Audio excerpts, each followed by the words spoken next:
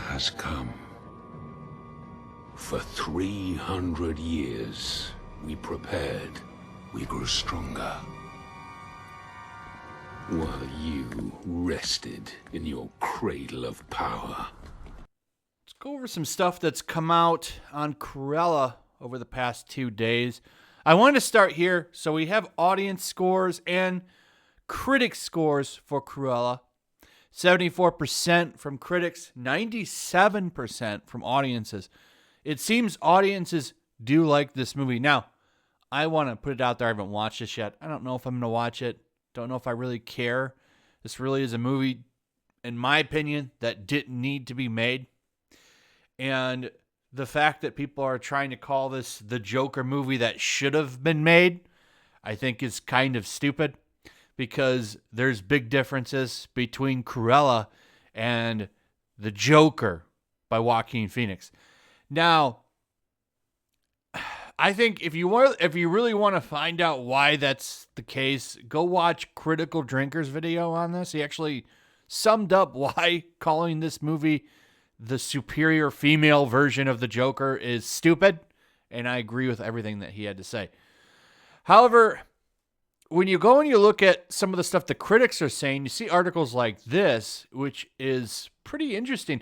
It seems like the media doesn't care for this movie, and I really thought that they were going to just jump all over this movie because it's empowering and we got a strong wham and Emma Stone playing Cruella and this is the real Joker movie. It doesn't seem to be the case, and at least when it comes to bringing in money, it seems that audiences don't want to go and watch Cruella very much. I touched on this in my Monday video. A Quiet Place Part 2 scores pandemic era best 57 million opening. And Cruella was right behind it.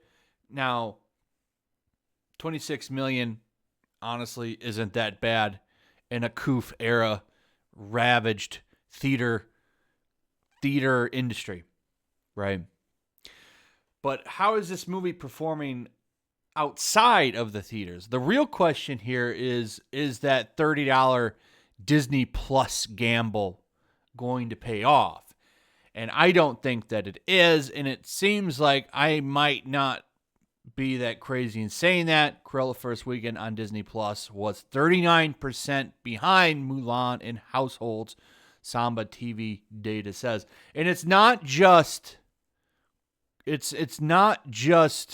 Mulan that's lagging behind. It also got pretty beat up by Army of the Dead, which I also haven't watched yet. I'm hearing really iffy, mixed things on that movie. If Army of the Dead is a good movie, lay it down in the comments. Tell me why you like that movie. I don't know if I quite want to watch that yet, but some interesting stuff here. So Cruella, not doing very good, as you can see, dragging behind Mulan, which was a pretty big disaster for Disney in so many ways. Didn't do very good in China. Didn't do very good here. Okay, and they were banking on that movie. They really need to get, all these companies need to get their house in order first. Instead of trying to please China all the time, they really should try to work on one market. Trying to make these universal appealing movies just don't work. But let's go and look at some of the coverage by Pirates and Princesses. Disney Plus Cruella outperformed by Mulan and Army of the Dead. And that's true. So we can come down here. Sadly, there's more bad news for Cruella. Over the Memorial Day weekend, the film failed to match not only Mulan's numbers from last year, but also Zack Snyder's big, dumb, direct-to-video looking Army of the Dead. Deadline showed off the numbers, and they were not pretty. During the Labor Day weekend of 2020, Mulan scored 1.12 million viewers in the U.S. What did Cruella pull in during this year's holiday weekend? 686K, a drop of almost 39%. Both films were also premium releases, commanding a $30 cost to own them during the premiere. And I want to point out, you don't get to own them.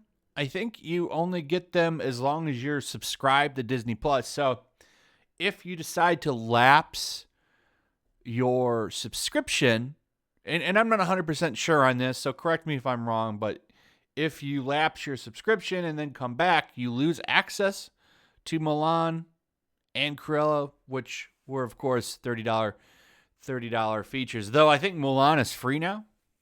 So I think you just get that, but $30 is charging a lot. It's the arrogance of Disney in some ways.